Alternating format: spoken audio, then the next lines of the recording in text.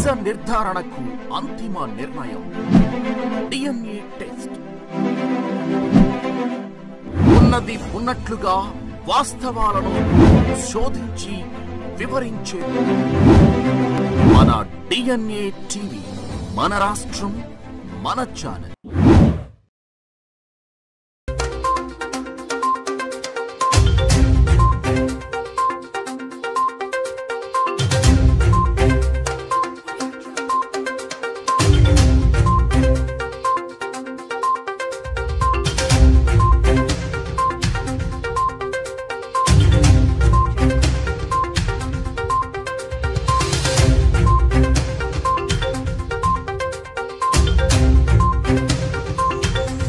కర్నూలులో high court bench ఏర్పాటుకి అవసరమైన ప్రతిపాదనలు రాష్ట్ర ప్రభుత్వం నుంచి కేంద్రానికి పంపుతామని ముఖ్యమంత్రి నారా చంద్రబాబు నాయుడు తెలిపారు.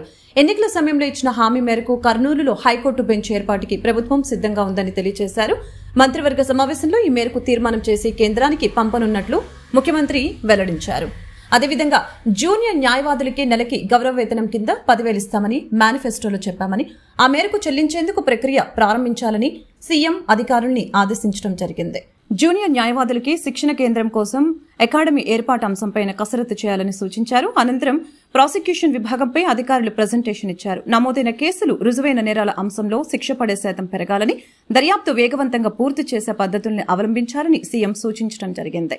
తప్పు చేసిన వారికి శిక్ష పడుతుంది అనే నమ్మకం కలిగిన ప్రాసిక్యూషన్ ఉండాలని సీఎం అధికారుల్ని ఆదేశించారు.